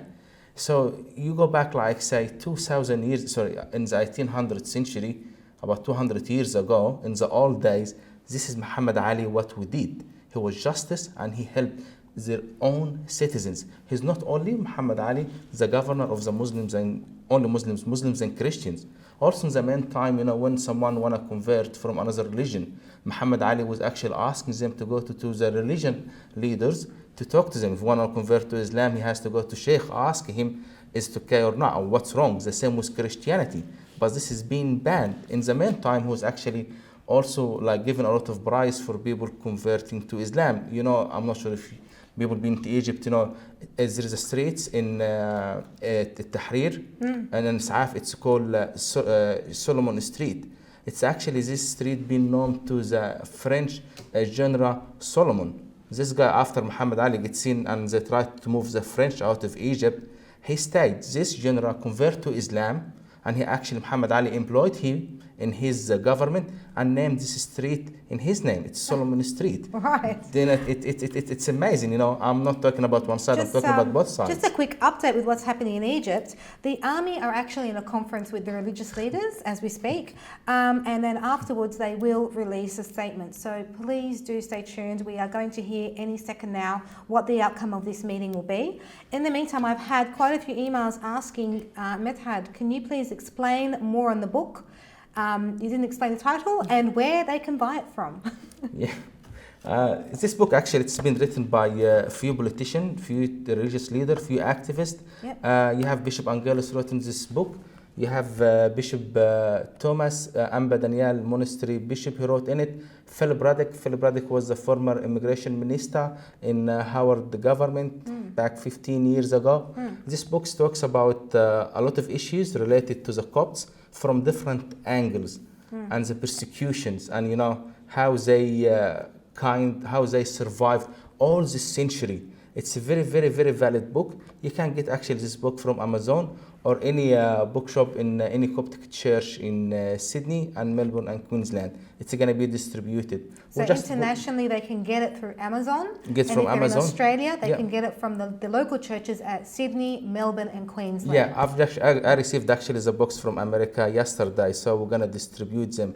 We're going to actually have a launch coming soon. Hopefully, when we get Bishop Angelos here or someone else, and we're going to keep you informed. Great. We've also just heard that His Holiness Pope Tawadros II is at the meeting with the army. So as soon as we hear some feedback, we will let our viewers know exactly what the outcome of that meeting is. And I think that's quite significant. I mean, in the history of the Coptic Church, in general, we don't generally like to mix church with politics. But I think Pope Tawadros, in my opinion, has really pushed that envelope to say that it's okay to talk about politics. Yes, let's not mix it up with our church affairs, but it's okay as a Christian to stand up for what you believe in, which means human rights, not just for Christians, but for everyone in Egypt. So I think Pope Tawadros, in my opinion, is a standmark person in Coptic history to be the person he is as the Pope of our church, and to stand up and say, I am for human rights, regardless of whether you are a Christian Egyptian or a Muslim Egyptian. You are an Egyptian deserving human rights. So I think he needs to be applauded from his population. I agree. A lot of people saying don't mix the state with the church and don't mix with the religion. This is actually not right. If you go back to the old days in Britain when they have the slavery, if you remember William Wilberforce, he was a Christian leader, he was a religious guy. He actually pushed hard in whole of his political life to ban the slave trade in America and Britain. And he managed to do it with the help of the church. It's a kind of human right thing. It has nothing to do with my religions, my belief, my Christianity, or my Islams or whatever. It's all about human rights. It's right to live. It's right to survive. It's right to eat and have a safe life everywhere. Not just in Egypt. Absolutely. And that's something that Amnesty International and the Egyptian Action Group would be looking at as well. What have been some recent things that they have done for Egypt in light of the new presidency with Morsi and his dealings there? Amnesty has taken a new shine to Egypt with this post-revolution that we've had. They've noticed us on the global map, so it's helped us. Funny that. Yes, yeah. So at least they've recognised us, and they've realised that the atrocities that are happening in Egypt are not just skewed to one religious sector. It's happening to Egyptians regardless of what their religious background is. Yeah. And again, being an international human rights organisation, that really helps us to push that awareness that, just because we have this new president and all these fuzzy constitution doesn't mean everything is all great and shiny in Egypt. If anything, it's a trillion times worse, especially for the poorest of the poor, and unfortunately those minority groups, which is the Coptic Christians. Numbers speak, explosively, and if you just have a look at the amount of kidnappings we've had since the revolution, Yes. those just documented, we've documented about 1,500 Coptic girls in the last year, and that number can be a lot more than that, but we're just talking about the ones we've sourced so far. 1,500, And that's so many more behind closed doors and No one hidden want to talk numbers. about it. Maybe even For 3 to dignity. 5 times as much. Definitely, and no Could one be, wants yeah. to talk about it. That's Exactly right. right, No one because talk about it. such a sensitive issue where, but she fell in love with him and that's why she came willingly. But she wanted to convert willingly. We're talking about people from the ages of 4 up. A 4-year-old who's kidnapped doesn't want to convert willingly, or is not taken to because she fell in love with someone. No. So There's no notion of love for Yeah, a 4-year-old at yeah. this stage. That's Nor right. is- And where's the security? Where's Yeah. the police? No one follows this stuff up. And there are massive ransoms to get these kids back. And unfortunately, there was a recent story where a 6-year-old boy, again, a Coptic boy, was kidnapped by a person, just a neighbour actually, just across town. And they asked for a massive ransom. And the parents gathered it and gave it to them. As soon as that kidnapper took that ransom, the parents went to collect the boy. And unfortunately, he was killed and left in the sink. Oh, gosh. So as a parent myself, I cannot fathom how this can happen on a daily basis. No. And just try and imagine what these parents are going through, and there's no criminal being taken behind bars, there's no justice for the parents. Life is worthless in Egypt right now. The attack against the cathedral happened like a few months ago, and Yes. they're killing about 6 Christians in Khusus. President Morsi stood up and said, it's actually the Coptic problem. They went out of the cathedral, they smashed the residents' cars. This is why the resident reacted. So the resident managed to get actually snappers and guns to kill Christians inside the cathedral.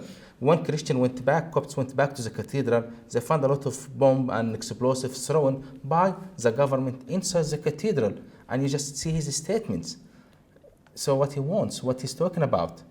That's terrible. Now, and we're talking about human lives. We're not talking about something random or acts of injustice. We're talking about a human life that was taken through something so vicious. The 4 Shia guys, Mary will tell you about it. The other This days. isn't just a Christian-Muslim agenda. This No, is it's any minority group. The majority of Egyptians the majority of Muslim Egyptians are Sunni, but there is quite a number of them who are Shia. And just last week, we saw a bunch of Sunni thugs. I won't say them, people. They were thugs, Thugs, and they of went course. into this Shia city in Egypt, and they dragged these 4 men out of their homes, and they literally belted them to death. And there are videos up there if you want to watch them, but they're gut-wrenching. And all because these people are Shia. At the end of the day, a Muslim is a Muslim, a Christian is a Christian. It doesn't matter. These are human beings. And again, you see the security forces in the background, the police come in hours late, they watch this happen, they watch it happen. Yeah.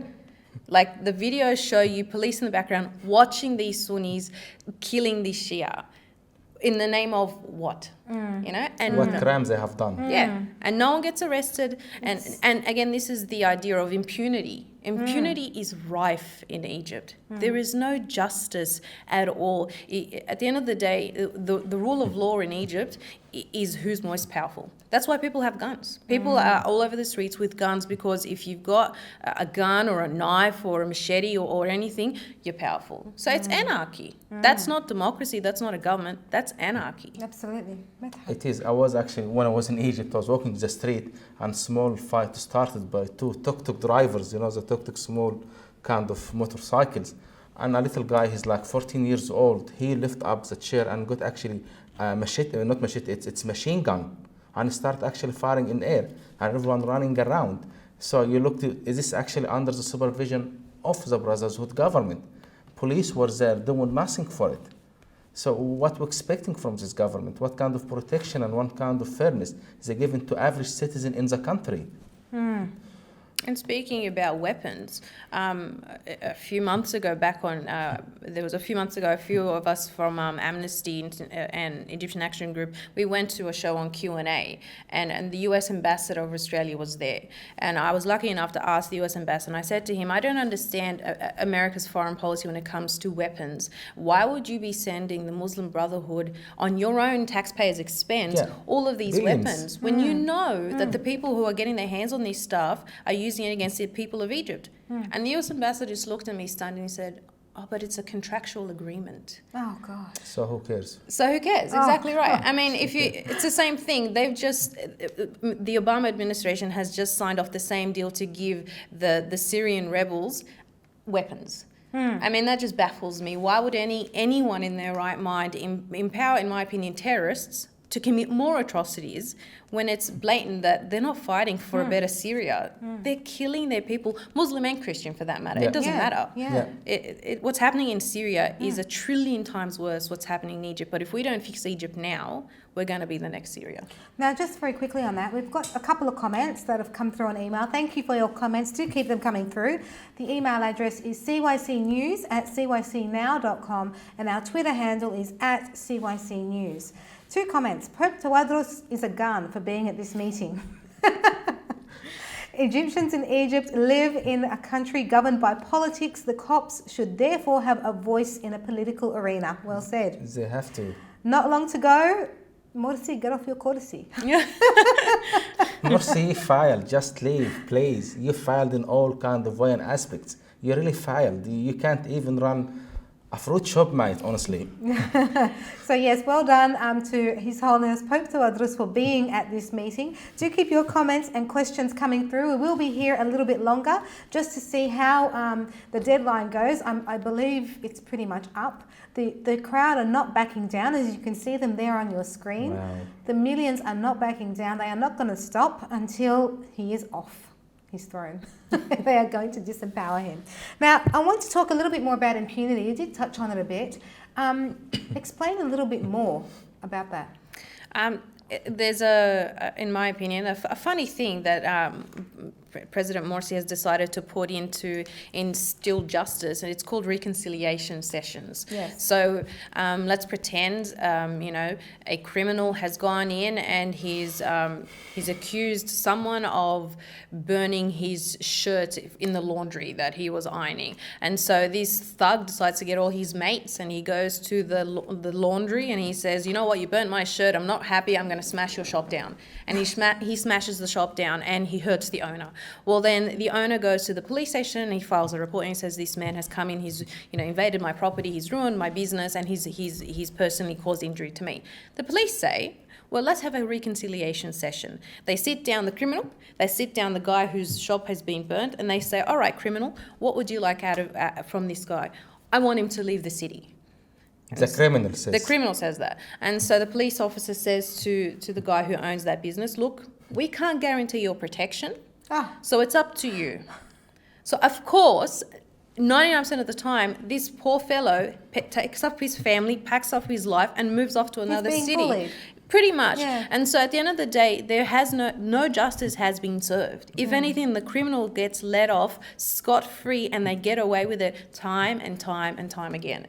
But I'm not gonna be harsh and more than this. If you go back to Amni Dawla, this is a system being used in Amni Dawla. It wasn't actually been legalized, but when you have a problem between Christian and Muslim, they go Amni Dawla, both of them gonna be arrested. You get the Christian guy being bleeded, being bashed to death. He's in Amni Dawla. He has actually to sign, I'm so sorry, I didn't mean to get bashed in this way. Thank you for not killing me. And he will leave. Oh, goodness. This actually existed for ages in Amni Dawla, but Morsi kind of legalized it in very nice It's format. a madness. I'm not harsh in this madness. case, but it's existed in Egypt, I'm afraid. Unfortunately, it sets a precedent that criminals can get away with their crimes. If no one is going to convict these people and punish them and put them into jail, then who is to say the next person and the next person and the next person is just not going to do the same thing? Yeah. And again, and I don't want to stereotype, but most of the time, this is always between an extremist Muslim against a poor Copt. And because the extremism in their belief says they're allowed to get away with this, and because the Brotherhood is instilling this and believing this extremism, it unfortunately tends to happen towards a lot more of the Copts. We're going to have to just take a break for now, but do keep your emails coming through. It is cycnews@cycnow.com, and our Twitter handle is @CYCnews. This is Suzy Michael reporting to you live from the CYC studios in Sydney, Australia, joined by Mary Nicola and Metarateya. Do stay with us after the ad break. We are going to have a look at what's happening in Egypt. CYC, Christian Youth Channel. Welcome back to the Sydney studios of CYC in Australia. I'm Suzy Michael. We are broadcasting live, and I have a panel joining me of Mary, Nicola and Metarateya. Thank you so much for your time. You're welcome. Well, as you saw in the images that we have left you with, we had the people singing in the streets and celebrating in anticipation of the resignation of President Morsi, playing on their instruments. I think they're called a vuvuzela. So they were quite happy and anticipating his resignation. Now, just want to go back to who was in the meeting. In the meeting, we have present there Dr. Baradi, we have El Azhar Sheikh, we have His Holiness Pope Tawadros II, and a delegated group from the rebel movement. Now, I guess the question here, guys, is so if President Morsi steps down, what's going to happen to those people who opposed him? Is there going to be more bloodshed? Or will there be peace? It's very hard to predict now, but you see what's happening, people opposing him and people supporting him. They started already to have clashes, but once the thing is settled and he resigned or stepped down, everyone had actually to stick to the democratic right of everyone and respect the others. If the brothers would want to go again for the election, they're more than welcome to stand up again and run for the election. Clean election, not bribed elections. This situation. Yeah, I really think that if this goes down the way of the way the rebellion wants it to go down, which is for President Morsi to step down, and if the army does get the way it wants, I think the Egyptian people then need to they owe it to themselves to make it work this time. We've lived long enough and we've had enough demonstrations, and millions of people have come down to the streets to say we want it better, we'll make it better. The ball is in their court. I mean, they've done what seems to be impossible for the world in a few days. Make it count. Don't stuff it up this time, you know, and it's hard for the poor people to understand that it's going to take a long time to get there, and it's easy to take that bribe or that that jar of oil or that bag of flour and just to vote willy-nilly. But they need to think of the future. They need to make it right this time. They really need to think about it. People need to go out and educate everyone and say, make your vote count and vote for the person you want that represent your views for now and the future. Yeah. We've also had an email come through. Now, if you do have any emails, comments or questions, do email through. Our email is cycnews@cycnow.com, and our Twitter hashtag is @CYCnews. If you'd like to also make a donation, our website is cycnow.com. Just click on the country you're from and you'll be taken through to a PayPal option. So the question that has come through is from Egypt. It says, can you please discuss more about the role of the foreign leaders, such as Obama administration, towards what's happening in Egypt? We really can't understand the position of the US government towards Morsi and the Muslim Brotherhood. Is it really Obama administrations that are with the terrorism groups? Mary? I think everyone looks to America as an exemplary democratic nation, and rightfully so. I mean, America has shown the world that it's a democratic country. We're electing its first black president, and it's on a pedestal of democracy. But I think America also needs to understand that the world doesn't function like they do, especially the Middle East. The Middle East is a completely different ballgame. You know, there's a lot of religion and culture entrenched in everyday Middle Eastern lives, which is completely different to Western society. You know, we don't bring in our religion or our faith into everyday life. You know, it's a different spectrum. So I think the Obama administration needs to really stick its nose out of Middle Eastern politics and let the people get on with the job. And in my opinion, I think that the whole idea behind Obama's support for the Muslim Brotherhood is he just wants to jump on any bandwagon that says, yeah, we're pro-democracy. You know, just let it run as is and stop supporting every willy-nilly option that says, yeah, democracy. Democracy is beyond a word. It's action. So just leave it run. As we've clearly seen. Yes, that's right. Yeah. Medhad. And you know, it's funny when Obama told President Mubarak to step down, we have less numbers than this in Tahrir Square, and he forced him to step down. And he doesn't want to actually say the word to Morsi to step down. You know, I'm asking President Obama right now, can't he see how many millions don't want him? Would you please back off and leave these people to choose the right leader for them? Do not back him up, because this is not actually in the best interest of poor, unfortunate citizens of Egypt. And I think he needs to stop contracting out his weapons to every government who's willing to buy them. I mean, I'm sorry, but I don't want to take Americans off their jobs of making weapons and everything else, but not at the cost of civilians. Like, go sell your weapons to someone else, but stop funding, terrorist groups to take your weapons and to use them on civilians and citizens. Like, I mean, that's not a democracy then if you're empowering terrorist groups with US-made weapons, especially when Morsi himself considers America as an infidel and a Western enemy. Well, then don't accept their weaponry, in my opinion. That's just hypocrisy on his behalf. Of course. So you were speaking earlier, Medhad, about how to put pressure on politicians or people in power to hear our voice. We of course, obviously speaking about the free countries. How can they do that in Egypt and apply that rule there? You know, like my belief, politicians working for the citizens. If I do not actually elect him or choose him, he's not going to be a prime minister or member of parliament. So from my experience in free country, I'm talking about different between Australia and Egypt. Egypt has a long way to go up to just reach something closer to Australia. But I remember back in 2011, before Maspero attack against Copt, what we have done actually, we as the ACM, we have actually contacted all the members of parliament in Australia, and we asked them to vote yes for a law when it goes through the parliament that the Australian government will say, Copts of Egypt are persecuted. And actually we managed to pass this law through the parliament. Both parties agreed for it. We managed to do this law. After this law, a lot of actually refugee cases was accepted by immigration because of this law and the hard work the Australian Coptic movement did. I'm asking everyone to ask the politicians they're voting for to get involved, to tell him, hey, this is what's happening in other country. Would you please stop for the foreign aid, for the army, all this kind of things. Politicians will listen and will act, because end of the day, they need your vote. They want you to make happy. This happens in all countries outside of Egypt, and I believe this would happen in Egypt. Even though if your member of parliament is a brotherhood or who is Islamic member, you have to talk to them too and push hard for your rights. Yeah, absolutely agree. We've just had some breaking news that the army statement has just reached Maspero State TV in Egypt. So the statement has actually reached that state level in Egypt where everybody is now tuned in. It is has become a global issue at the moment, yes.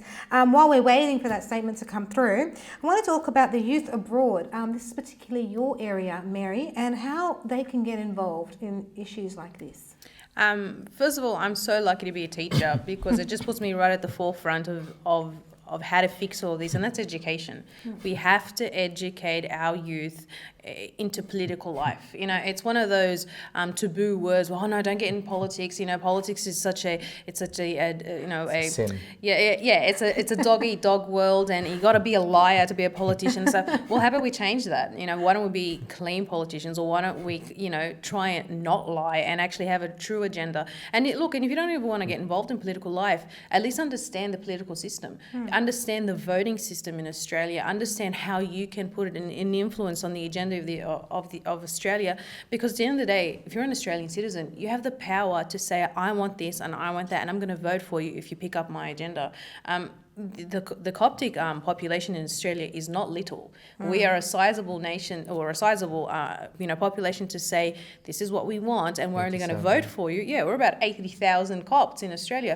It is a bit of a drop in the ocean, but still we have a voice. 80,000 voices. Yeah, it's 80,000 votes for right. any party. So tell them, if you pick up on immigration issues or refugee visas, or at least put pressure on Egypt to acknowledge human rights issues, we will vote for you. They're going to listen. And every nation, every group with their own personal agenda does it. Look at the Muslim population in Australia. Look how much they've achieved for their population. They've got their schools, and they've got their first federal minister, Ed Husick, who's just gone in, just yesterday. How phenomenal is that for them? Why can't we have a Coptic minister in the federal parliament to represent our issues? Medhat is right there. He's been pushing in every election, and good on to him and everyone in trying to push for that agenda. We need more people, and Absolutely. it's not hard to do. And actually, just touching on that, that we need more representatives, how can the church actually help in issues like this, Medhat? It's all about education. I've been actually a few times going around churches and seminars teaching people how to vote. I had this PowerPoint presenting how the political system works. We have three government. We have federal government, states, and local government. Federal government where are Canberra, states in the states, and local government, this is where the councils. I'm running for the federal election seat of Farah myself in September. I'm going to be in the ballot paper. Oh, so, right. yeah, I'm just going around campaigning myself, telling people I'm standing for the Christian Democratic Party. If you want to give one, thank you very much. Give two to your favorite party or whatever. So what we're trying to do, we're trying to take the Coptic brand out. We're telling people we're here, we existed. And it actually, we started, me, Peter Tadros, few other candidates in the state level. And this actually introduced the Coptic community big time to the state parliament. So they recognize there is Copts out there asking for the right of Egyptians in Egypt. And the church actually, a lot of the churches opening doors, helping everyone, telling us that's fine, talk to the kids, tell them, teach them. A lot of young kids go uni and get brainwashed by other friends, and especially the Green Party. I don't support Green whatsoever. This is the tree huggers, they brainwash our kids and tell them very kind of wrong stuff. And kids, they think it's cool to vote Green. But kids don't know the hidden agenda. Exactly. Egyptians didn't know the hidden agenda of the Islamic Brotherhood. Right. So education is very, very, very important and essential for the safety and the future of this generation and coming generation everywhere, not only in Australia, everywhere. Kids, they have to learn more about politics. We have a big problem as a Copts everywhere around the world. I've seen it actually in America when I was there a couple of months ago. We don't mix church with the states. We don't mix the church with politics. Our meeting, actually, we're talking about politics. It's a political meeting. Politics involved in everything. Politicians controlling everything in our life.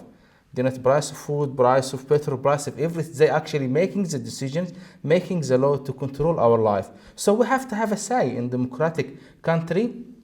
I don't like this. I don't like carbon tax. I don't like this law. Just push it on. Don't force it on me. You look from the democratic side, 150 member of parliament in Australia taking and controlling more than 22 million Australians. It's a democratic country, but I've seen it actually not democratic. For 150 to make decision on behalf of 22 millions. None of them all the time, they're right, everyone does mistakes. But in fact, people has to do the right thing and choose the right leader or member of parliament to vote for you. This comes through educations. Absolutely. So we are coming to you live from Sydney studios at CYC in Australia. I have Mary joining me. Mary Nicola is actually a teacher and a representative of the youth. She also works with Amnesty International in the Egyptian Action Group. And Mr. Medhat Atiyah, who is the director of the Australian Coptic Movement Association. So thank you very much for your time. We are going to keep you updated with what is happening in Egypt. We are waiting to hear more breaking news about the statement that has been released and will be released very soon. It has gone to the state level in Egypt. If you would like to send us any questions or have any comments, our email is cycnews@cycnow.com and our Twitter hashtag is @CYCnews. Well, I'm going to wrap it up for now. We're going to leave our viewers with some scenes and images from Egypt.